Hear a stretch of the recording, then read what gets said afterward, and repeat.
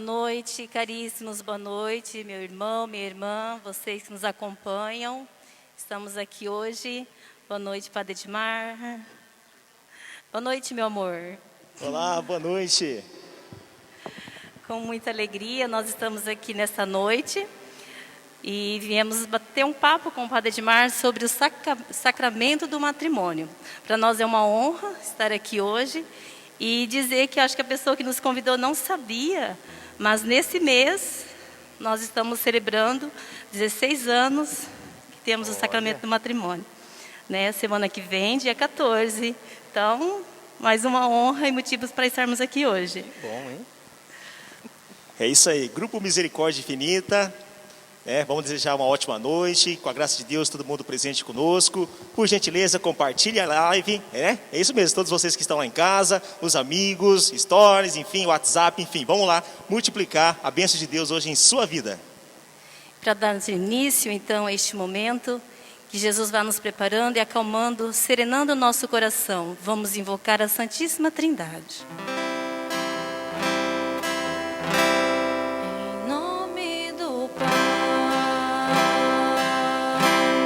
Em nome do Filho, em nome do Espírito Santo, estamos aqui. Em nome do Pai, em nome do Filho, em nome do Espírito Santo, Deus está aqui, Deus está aqui,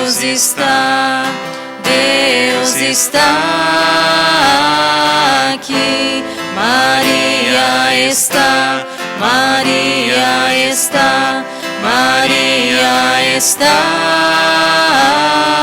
aqui. Que o Espírito Santo de Deus desça sobre nós essa noite, que vá nos preparando para que possamos falar sobre esse importante sacramento. Venha, Espírito Santo, venha sobre nós, sobre as nossas casas, sobre todos que nos acompanham. Vamos invocar o Espírito Santo de Deus que desça sobre nós nessa noite, serenando as nossas aflições.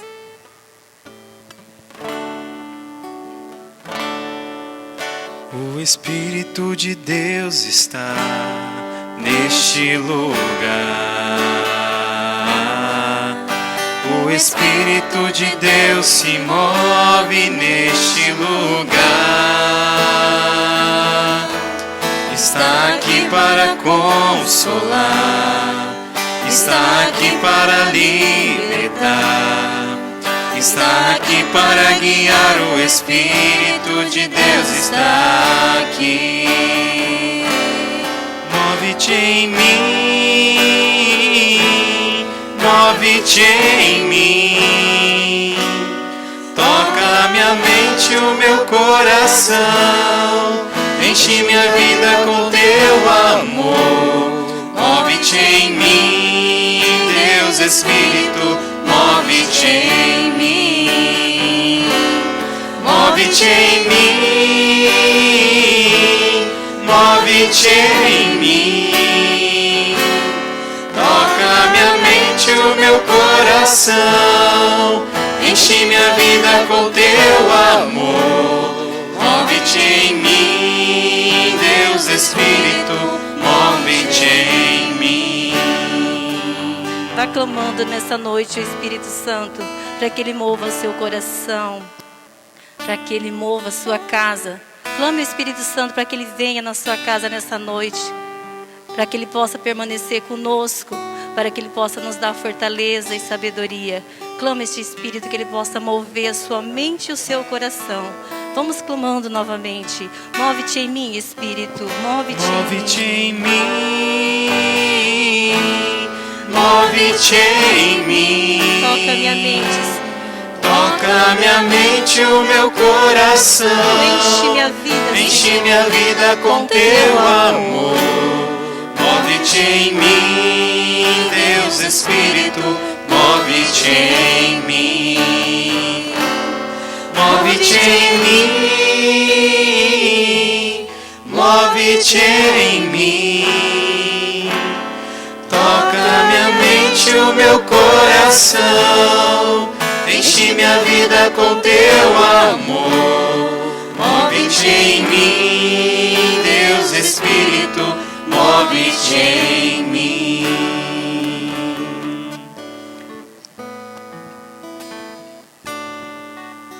Amém. Que bom, muito bom estarmos aqui, na presença de nosso Senhor Jesus, com a graça do Espírito Santo.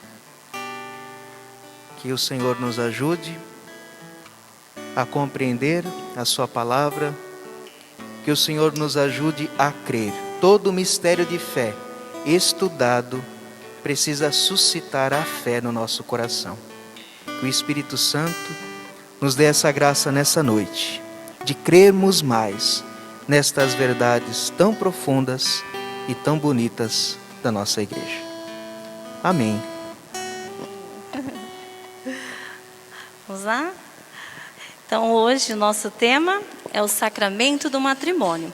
Por isso que hoje estamos aqui, meu esposo e eu, e na nossa pequenez podemos colaborar com esse bate-papo, tirar algumas dúvidas e dizer a vocês casais, a vocês família que nos acompanham nessa noite, que o importante de tudo é manter essa fé, essa chama do amor acesa em cada coração.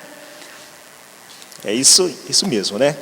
Nos apresentamos anteriormente, né? É verdade. Sim. Eu sou o Ângelo. Eu sou a Luzia. Isso, temos 2 filhos, né? O Victor Augusto e o Lucas Taylor. Está nos assistindo, espera, hein, meus amores? Padre. Vocês já viram que é um casal arretado, né? E o encontro dos cantores também aqui hoje. Hoje vai ser uma noite bonita. Bacana. Padre Edmar, nós como casal, né? A gente tem vários amigos e a gente vê que realmente o sacramento do matrimônio, às vezes as pessoas não dão o tamanho, o valor e a importância que ele deve ser. E algumas dúvidas casamento e matrimônio é ou não é a mesma coisa? O que o senhor diz para nós? Há diferença entre casamento e sacramento do matrimônio? Sim, há uma diferença. Existe algo no matrimônio que é de instituição natural. Claro que essa instituição é divina, mas isso não é propriamente um sacramento.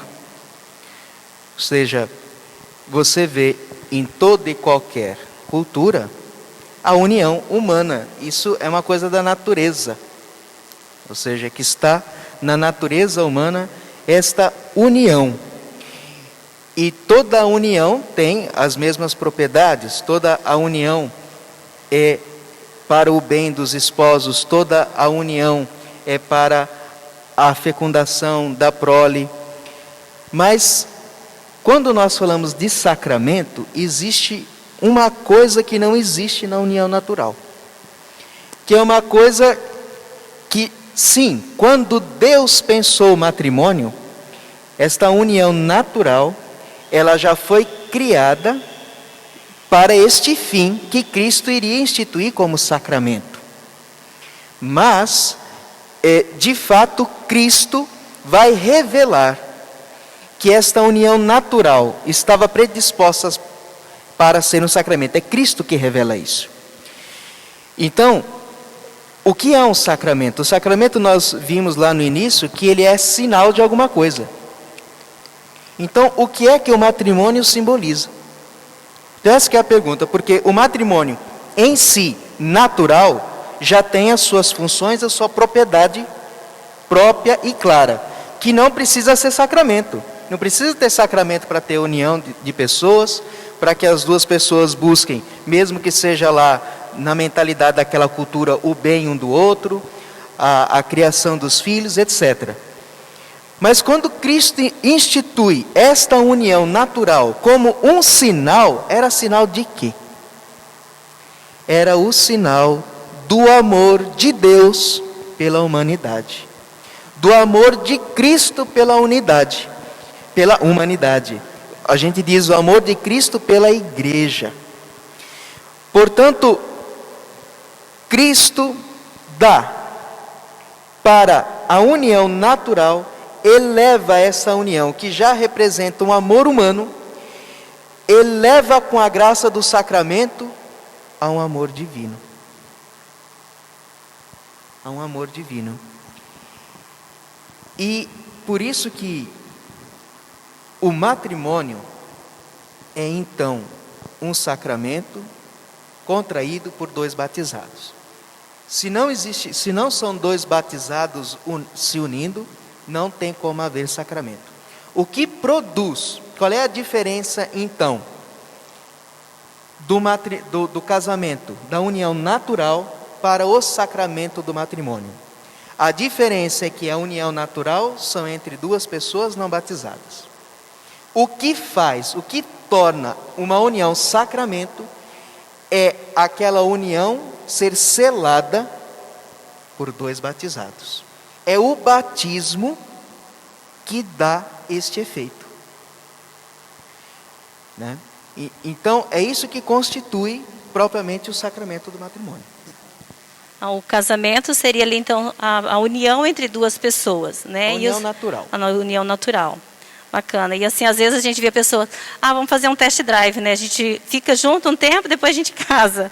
Mas não. Então eu vou ficar junto, mas eu tenho que procurar a igreja, procurar o padre, para ter esse sacramento do matrimônio. Se não sou batizado, procurar certinho e ter.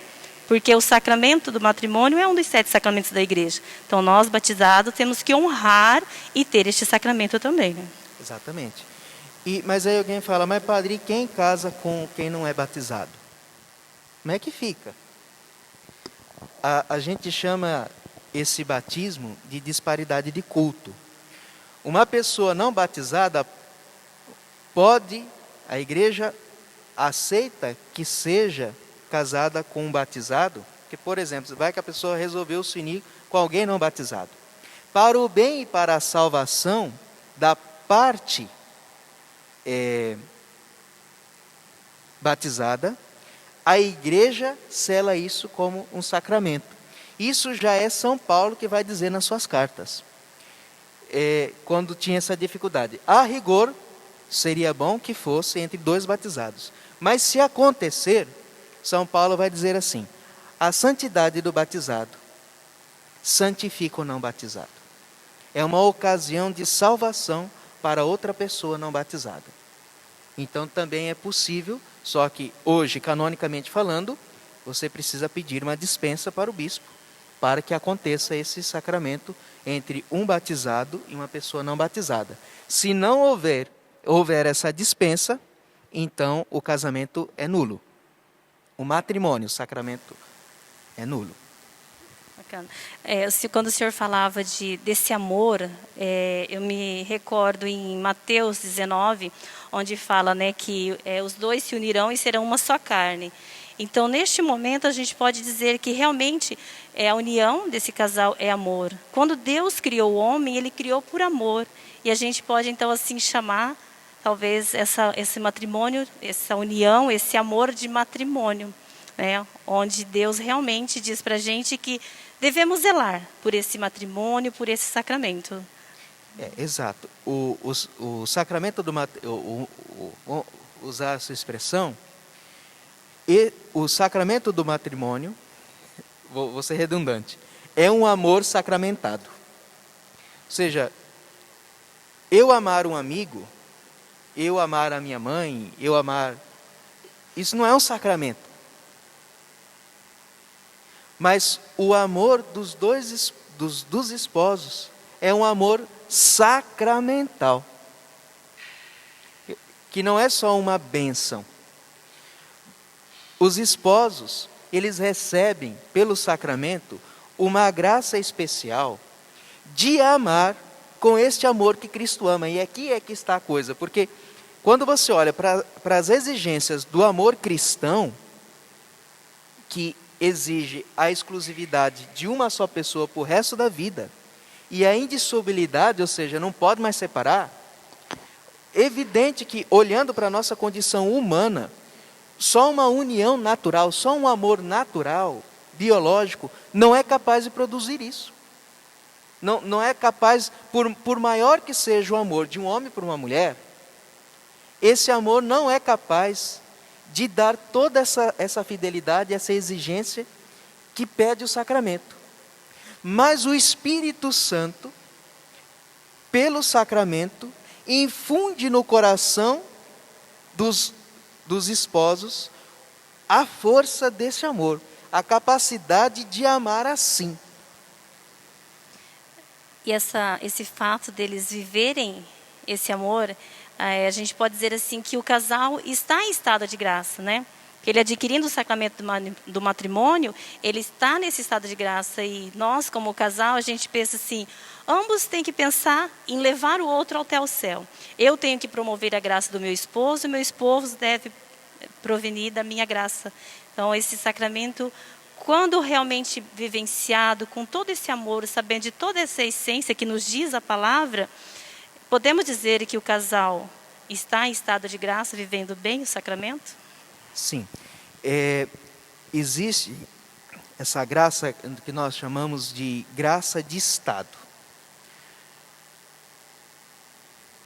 Quando você recebe uma missão, Deus te dá uma graça necessária, uma graça suficiente para você cumprir essa missão. Então, esta graça é esse amor sacramentado que eu falei, e o casal, ele recebe essa graça, recebe uma força.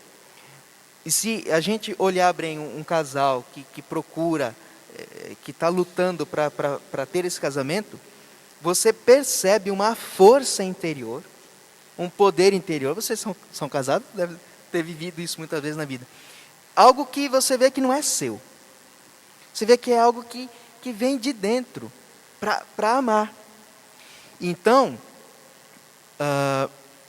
essa é a graça que nós chamamos de graça de estado. Só que essa graça pode ser aumentada. Porque o esforço que você faz de contribuir com esta graça, faz essa graça crescer. E o matrimônio frutifica cada vez mais. Então, toda vez que você luta para amar, toda vez que você luta para se vencer, que você luta por esse matrimônio, essa graça cresce e o matrimônio vai se solidificando cada vez mais. Então, não basta só dizer assim, eu tenho a graça, então que a graça faça tudo. Eu vou ficar aqui sentado, está com um problema aqui no matrimônio, vou esperar Deus fazer. Deixa nas mãos de Deus, e eu não faço nada. Eu preciso exercer essa graça, para ela crescer. Padre, realmente não existe o test drive, né? Não tem. Muitos, o que acontece, né? Se encontra, namora 2, 3 anos, ou às vezes 6 meses, 4 meses. Vou me unir, vou viver a 4 paredes, né? Mas realmente, a que a igreja nos coloca, nos mostra, e realmente, verdadeiramente, é uma graça, né? O sacramento, né? O senhor está falando a respeito do sacramento, é uma essência da nossa igreja. Realmente, o matrimônio é essa essência, ela faz parte dos 7 sacramentos da igreja, né?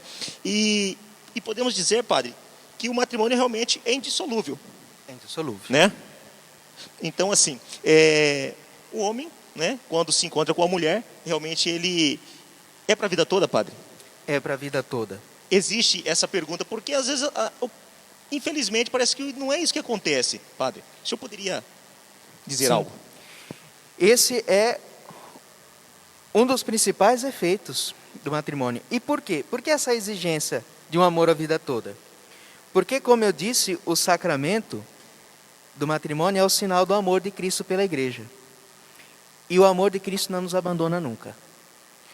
Portanto, o amor dos esposos, para ser a imagem do amor de Cristo, tem que ser um amor indissolúvel, um amor que não passa.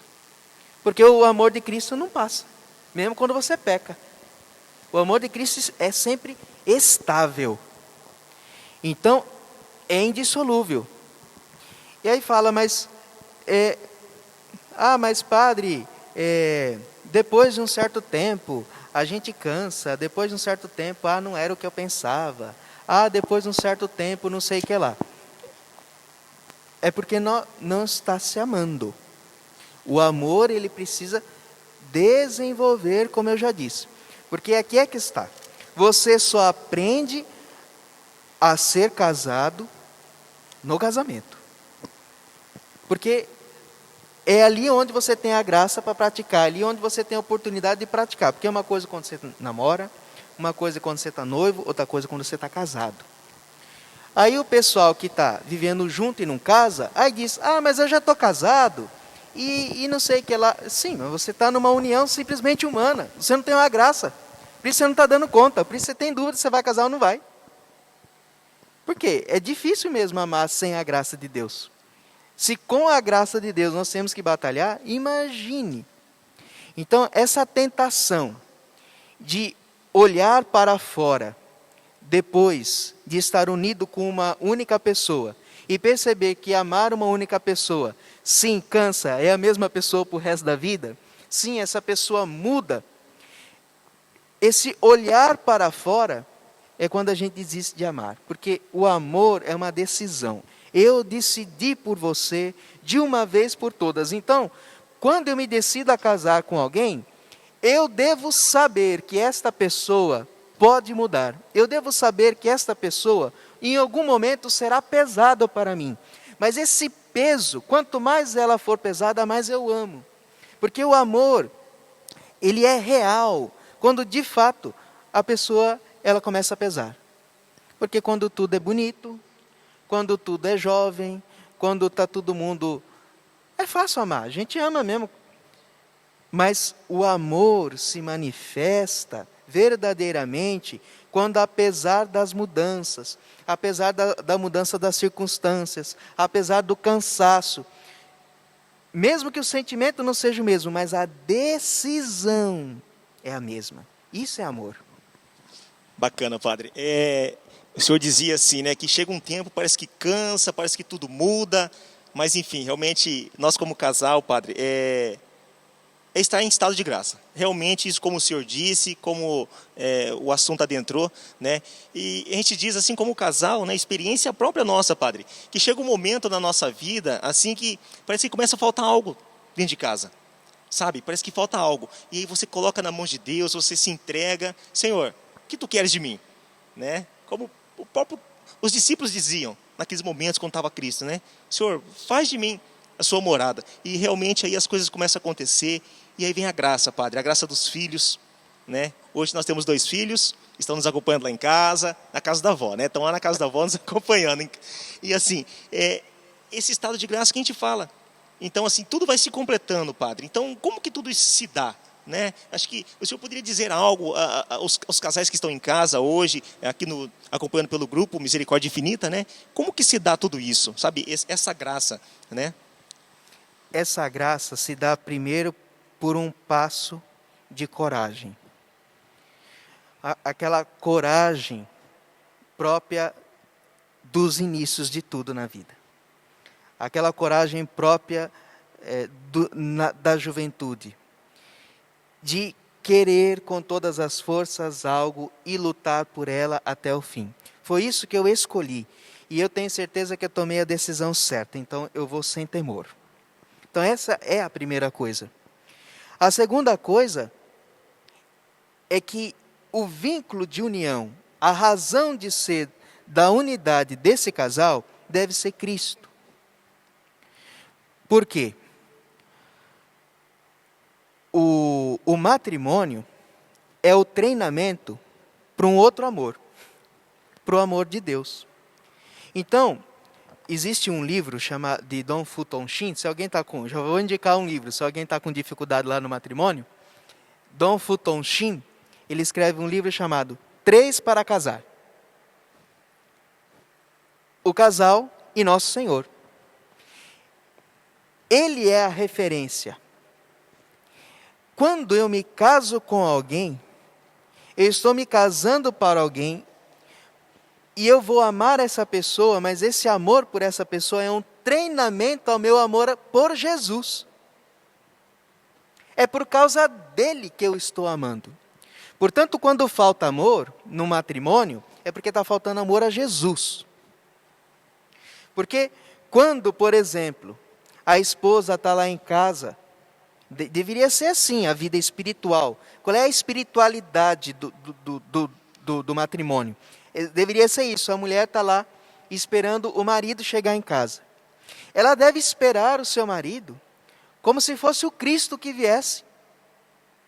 Nosso Senhor Jesus vem na minha casa. Como é que eu serviria Cristo?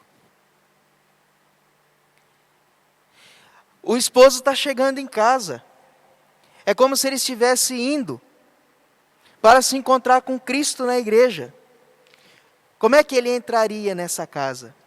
Qual seria a alegria de reencontrar o Senhor? Então, lá no fundo, quando falta o amor entre os dois, é porque está faltando o amor ao terceiro.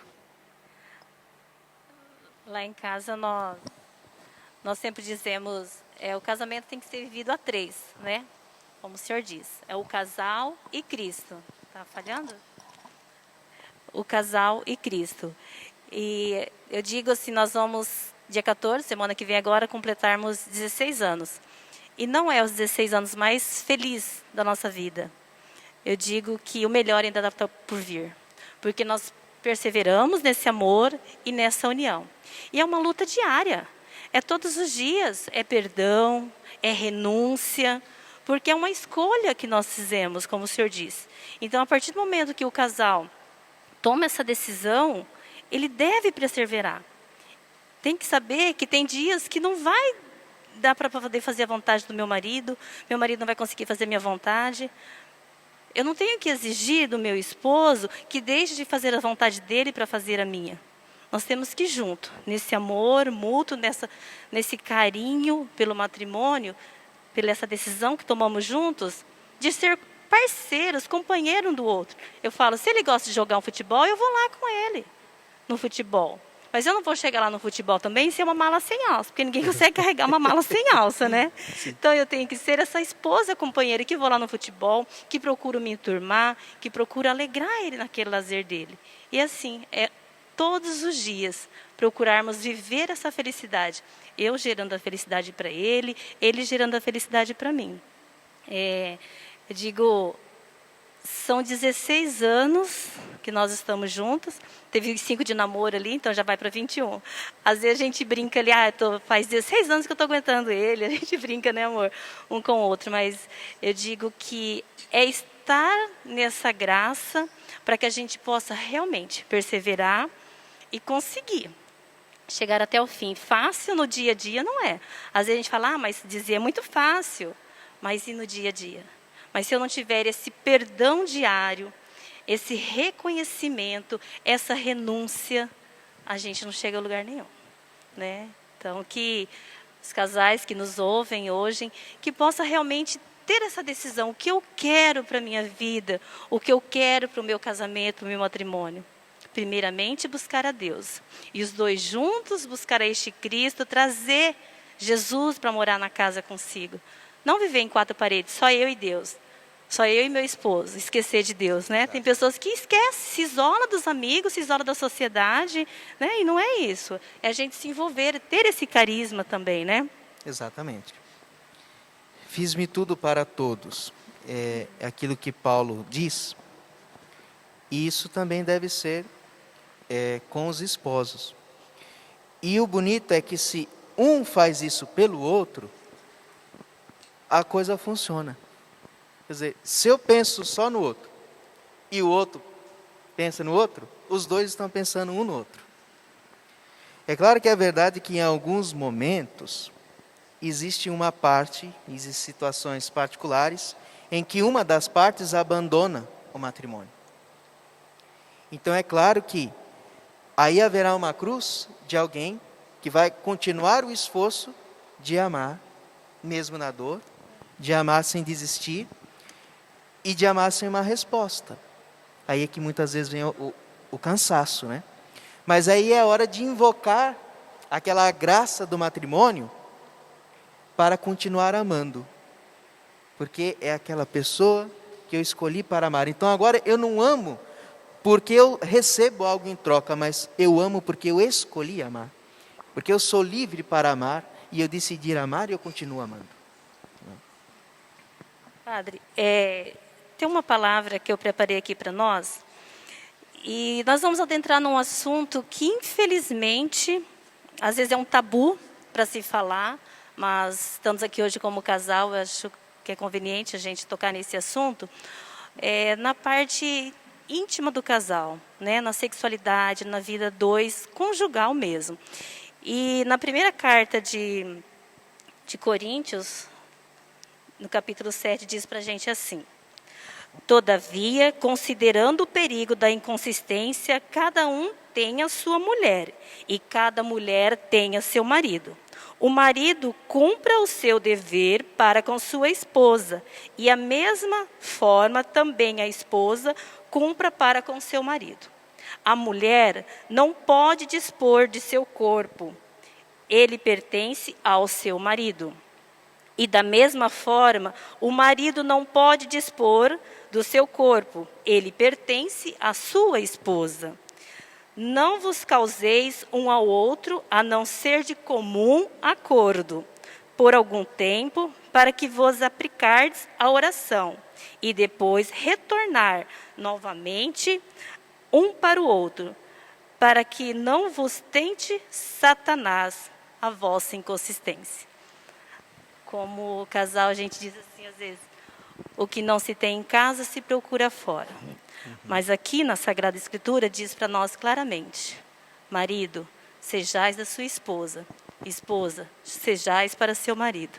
O que o senhor poderia falar para nós, baseado na Sagrada Escritura? Sim. Essa passagem de Paulo, ela explicita exatamente o que significa tornar-se um só corpo. Quando o casal faz esse contrato social, natural, elevado a sacramento, você se entrega para outra pessoa. As pessoas têm que entender isso.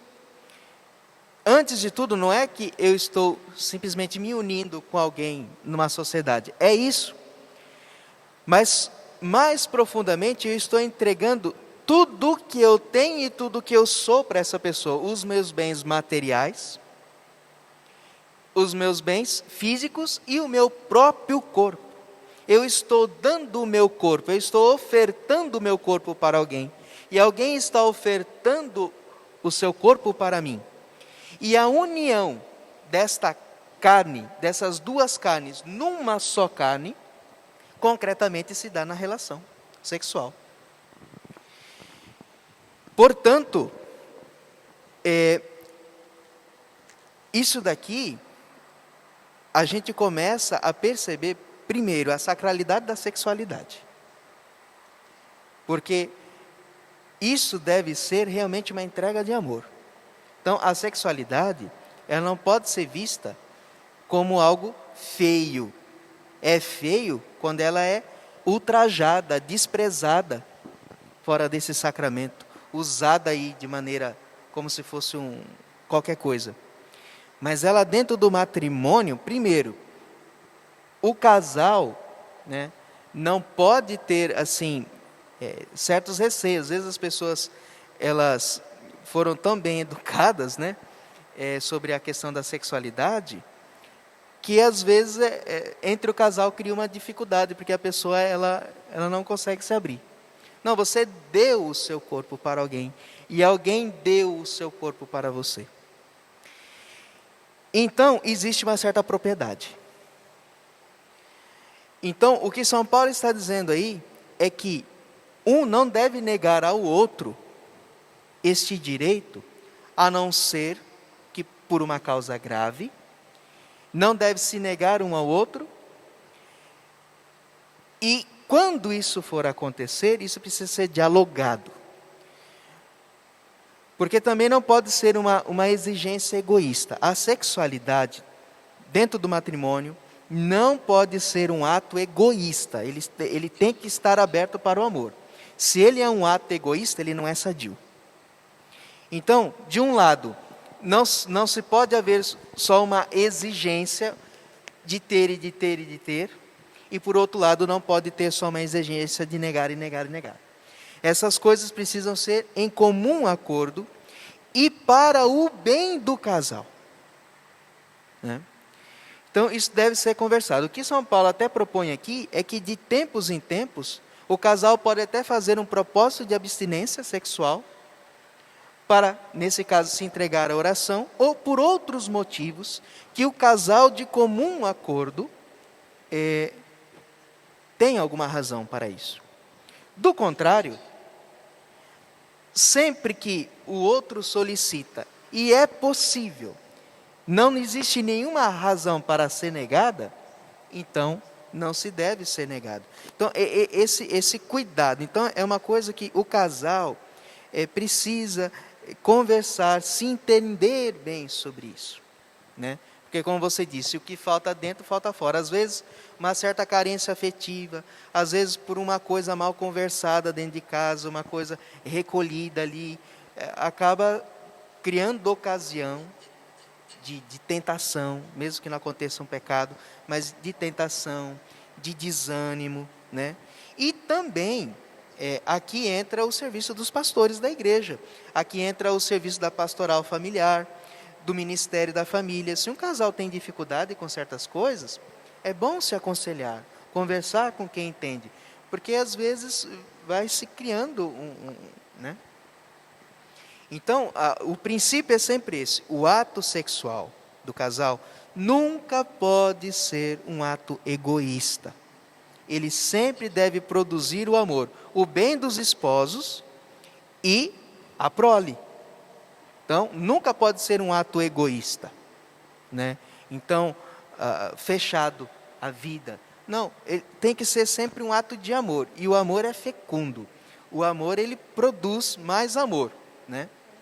E só para terminar essa questão para entrar nessa coisa, essa uma só carne também da união, essa uma só carne também é os filhos.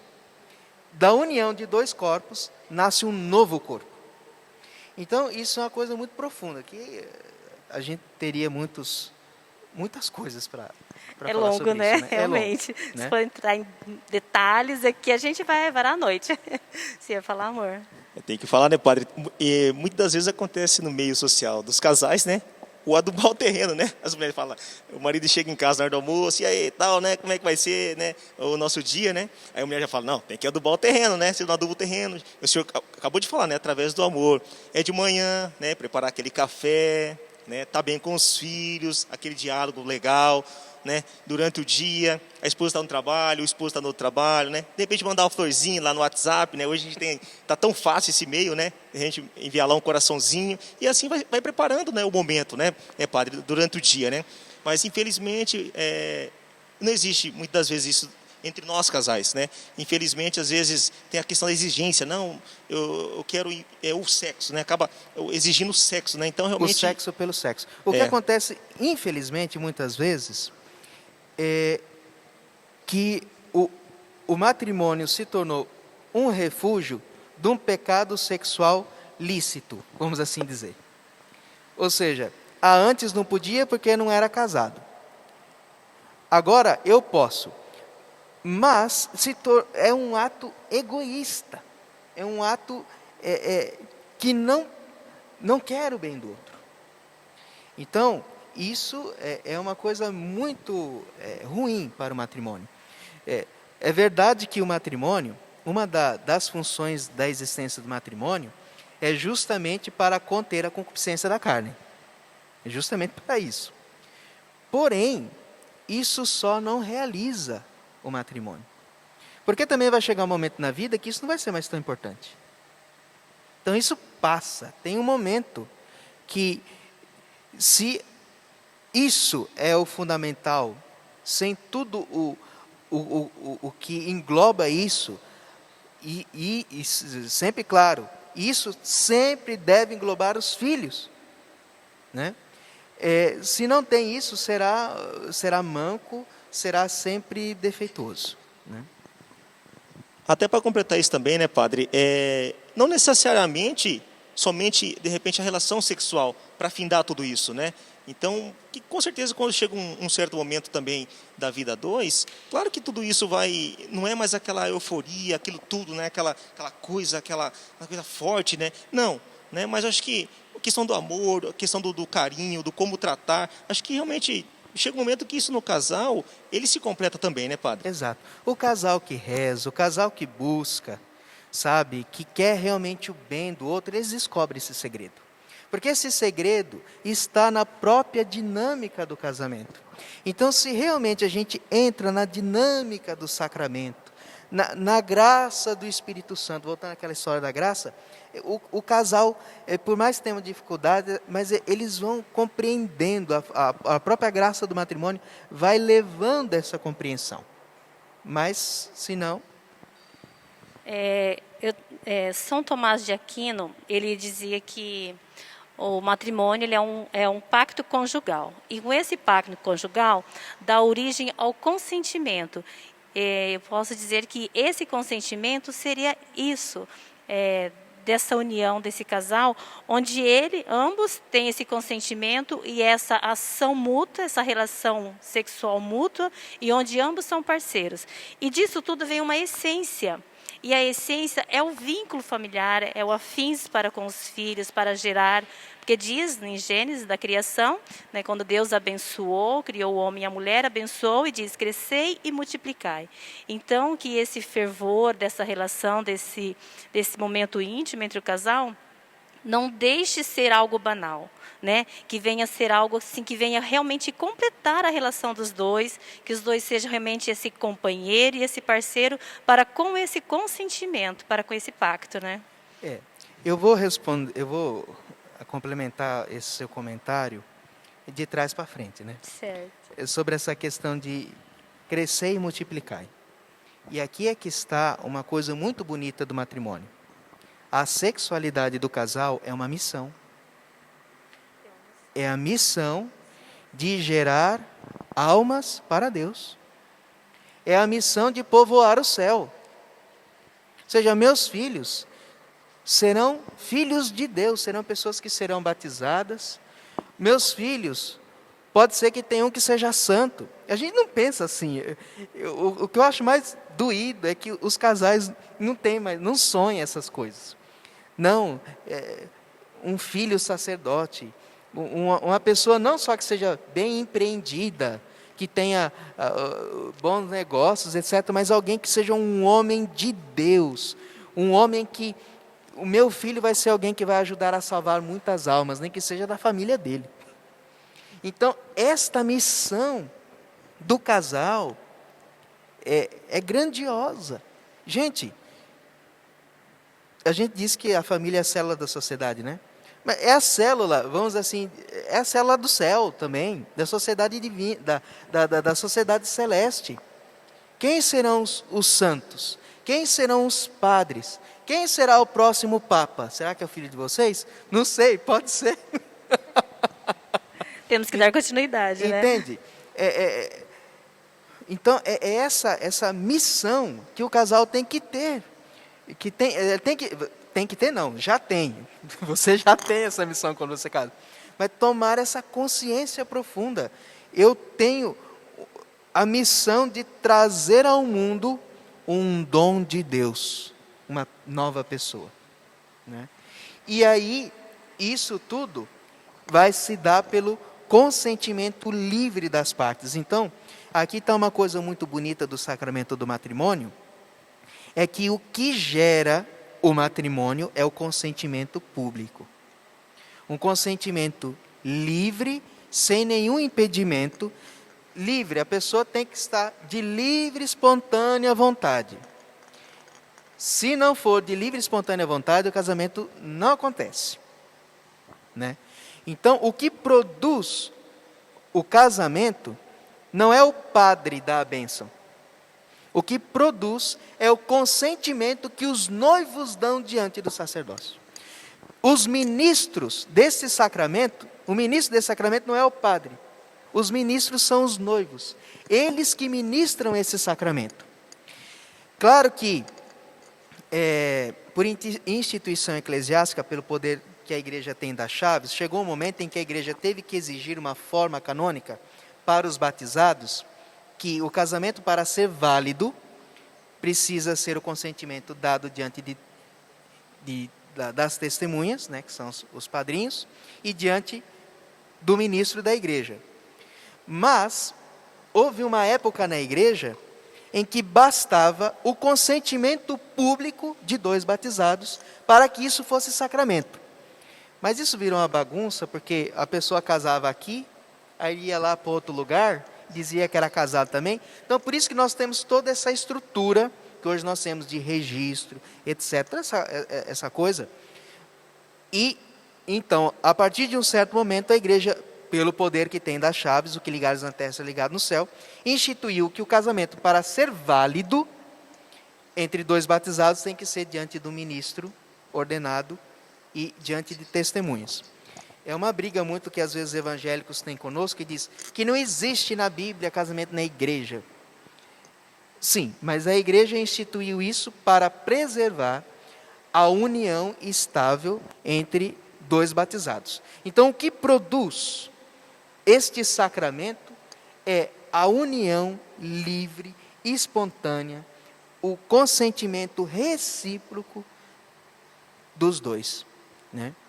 E quando há um defeito nesse consentimento, o casamento é nulo. Então, eu não casei porque eu queria, eu casei porque eu estava sob muita pressão, muita pressão, muita pressão. Porque a minha mãe queria que eu casasse, aí a minha mãe morreu e eu estava sei lá o quê, e aí eu tive que casar para honrar a minha mãe. Casamento nulo. Você não tem que casar para honrar ninguém, você tem que casar porque você quer. Para você ser feliz. Algumas pessoas às vezes questionam, mas a igreja exige muito nessa questão de documento, tem que ser isso, tem que ser aquilo. Mas é uma organização, né? É uma organização que nós temos que ter, que a doutrina, que as regras da igreja coloca, né? Aí fala, Deus vai ver o sacramento, Deus vai ver o casal, mas a gente precisa dessa documentação. Aí nessa questão de dissolução do casamento, as pessoas, eu posso casar aqui, depois se não der certo eu posso descasar e casar com outro lá e tudo bem. Não, né, padre? Se eu deixar o meu esposo, se não for a morte, nos separar, e eu me juntar a outro homem ou vice-versa, estaremos em adultério. Exatamente. E, gente, isso aqui é muito sério. Muito sério essa questão da indissolubilidade do casamento até a morte. São João Batista morreu por causa disso. Então não é assim, não é uma coisa, o que eu vejo é que as pessoas estão renunciando cada vez mais isso. Não deu certo. Olha, se por uma situação, que às vezes existe uma situação grave, em que você teve que se separar fisicamente do teu cônjuge, porque existem algumas situações que infelizmente acabam tendo que acontecer isso, tudo bem. Mas isso não te dá direito de arrumar outra relação.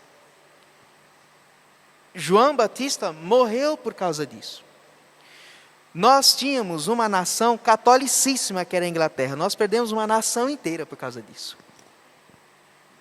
Então, quando João Batista diz para Herodes, não te é lícito tomar como esposa a mulher do teu irmão, ele morreu por causa desta verdade. Então, porque é uma coisa muito séria. Foi porque Henrique VIII queria anular um casamento válido que ele se separou da igreja, fez um mal tremendo. Então, não é uma coisa. E santos, né, São João Fischer defendeu, né, era bispo na época, defendeu a integridade do matrimônio. São Tomás More também, todos foram mártires por causa desta verdade. Né? Então, não é uma coisa que a gente pode relativizar facilmente.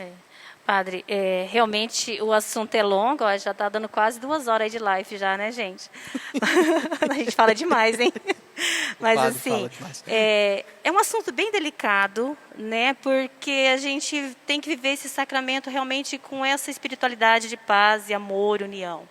Então, assim, dizer para quem está nos vendo aí, nos assistindo, que seja qual for a situação, está com alguma dificuldade no matrimônio, procure aqui os nossos diretores espirituais, procure nossos padres, procure ajuda pastoral familiar, né? Se Deus me livre e guarde de vir a ter uma separação aí, gente, antes disso acontecer, procure ajuda, né? Procure uma ajuda espiritual e não se exclua da igreja. Às vezes a pessoa fala, a igreja exclui fulano porque separou, porque aquele outro. Gente, a igreja não exclui ninguém. Às vezes são as pessoas que se excluem e querem jogar a culpa no outro, porque é muito fácil eu jogar a culpa no outro. Agora, o difícil é eu assumir o meu erro, saber me perdoar, saber perdoar quem me magoou. Então, queridos casais que nos ouvem, seja qual for a sua dificuldade, procura uma ajuda espiritual, procura até, às vezes, uma ajuda médica também, né? Algum profissional da área da saúde, que às vezes o problema, a dificuldade não é só espiritual também, né, padre? Mas, assim, tem ajuda, temos que procurar. E a base de tudo, além de procurar essa ajuda, é você estar de bem consigo mesmo e com Deus. Eu acho necessário dizer uma coisa, porque também a gente que é padre, a gente conhece muitas histórias. E eu digo assim, se alguém tem esse drama já consolidado da separação, e tem dúvidas, etc., olha, a melhor coisa é buscar uma orientação assim que essa coisa acontece. E principalmente quando há uma situação em que a separação é irreversível. De repente a outra pessoa já arrumou uma outra situação, enfim. Por quê? Porque é possível viver isso em Deus, né? Buscar, porque assim, cada caso é um caso. Aqui eu estou falando daquilo que é o geral, porque alguém pode dizer assim, mas vocês não sabem o que eu vivi no matrimônio. Vocês estão dizendo aí, mas vocês estão 16 anos, vocês estão bem, não sei o quê, esse padre não casou, não sabe o que é. Então, mas eu sei muito bem que existem situações específicas que precisam ser olhadas especificamente. Claro que a verdade é essa. Aqui nós estamos colocando aquilo que é o geral. Mas existem certas situações que precisam ser acompanhadas, que precisam de uma palavra específica, de uma atenção específica. Então, só que se a pessoa ela não procura, nós nunca vamos saber, né?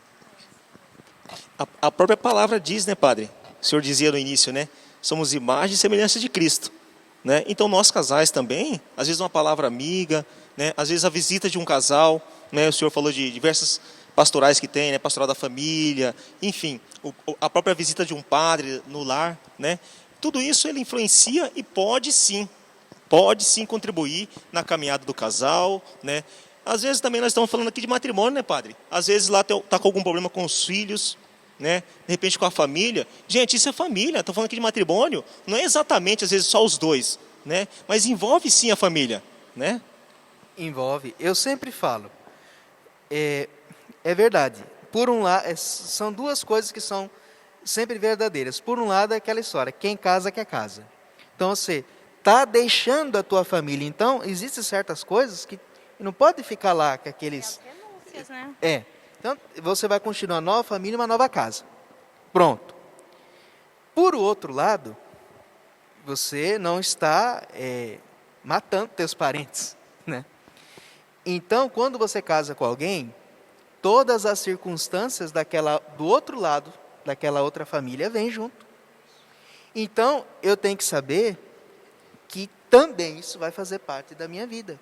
E muitas vezes, a maior dificuldade não é o casal em si, como você disse, mas são as situações por fora, às vezes de intromissão, às vezes de uma parte que não se desapega da família, que às vezes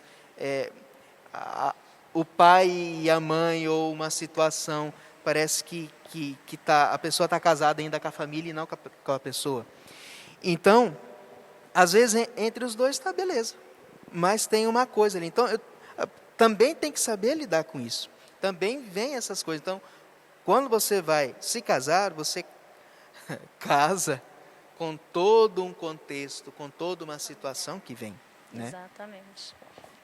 É isso. Já chegamos ao fim, quase. Nós tínhamos preparado também para dizer assim que no sacramento do matrimônio ele tem seus efeitos, né? Que desde o pecado original, quando teve a ruptura da criatura com o Criador, e às vezes leva essa ruptura do pecado original, leva os casais a pecar com a infidelidade, com a discórdia. Então nós temos que perseverar e honrar esse estado de graça que assumimos no sacramento do matrimônio, né? Aí tem a propriedade do sacramento do matrimônio, que é o que o senhor já falou, que é a indissolubilidade, né? Porque o sacramento do matrimônio, ele é divino, perpétuo e indissolúvel, né? Não separe o homem e o que Deus uniu, diz para nós lá em Mateus. E a unidade, né? A gente sempre pratica isso em casa também, a unidade do matrimônio, que é realmente um amor fiel e exclusivo até a morte. Então, que a partir do momento que a gente realmente deu o seu sim diante do altar, que possamos honrar com esse sim até que a morte nos separe. Exato. E esse amor exclusivo, também, claro, existe em outras culturas, claro, mas essa beleza do amor exclusivo, a uma pessoa e não a outra, é justamente não para limitar o amor, mas para potencializar o amor.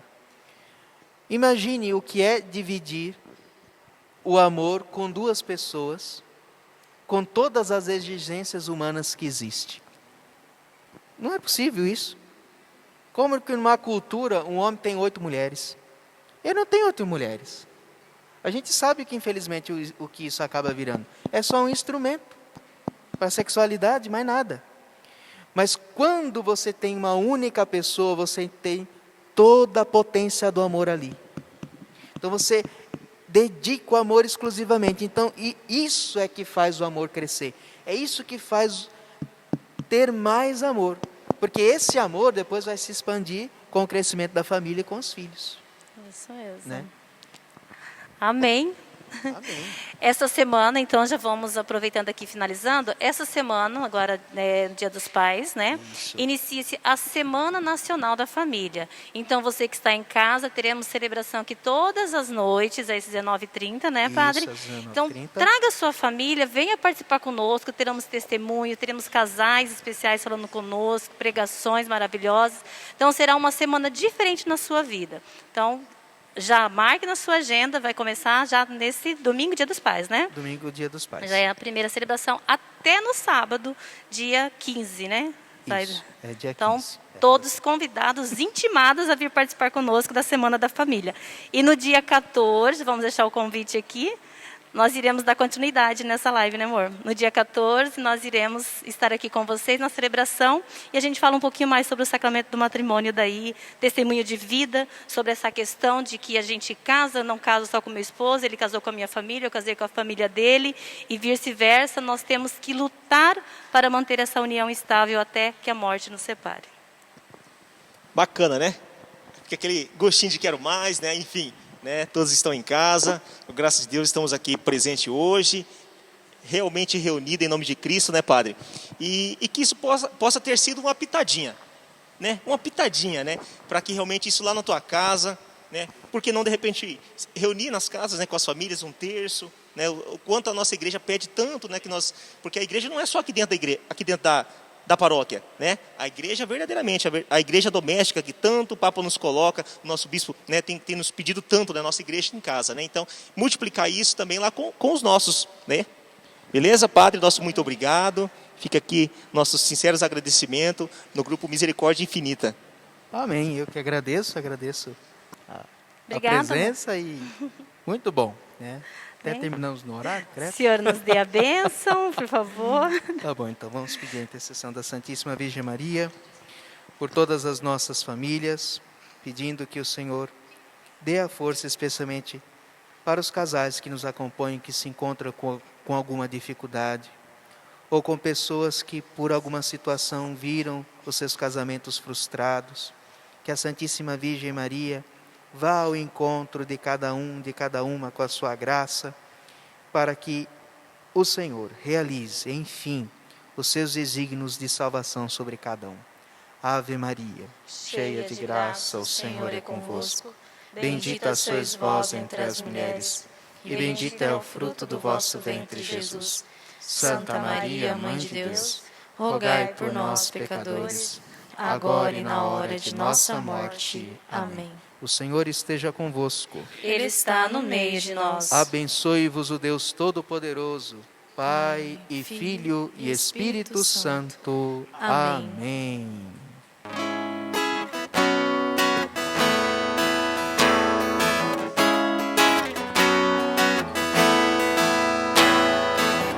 Poderá nos separar do amor de Deus, nada nem ninguém poderá, pois em Jesus somos mais que vencedores, Ele por nós lutará. Eu protejo a minha família, eu rezo por ela. A maior vitória que podemos conquistar é ser família do céu aqui na terra. Eu protejo a minha família, eu rezo por ela. A maior vitória que podemos conquistar é ser família do céu aqui na terra.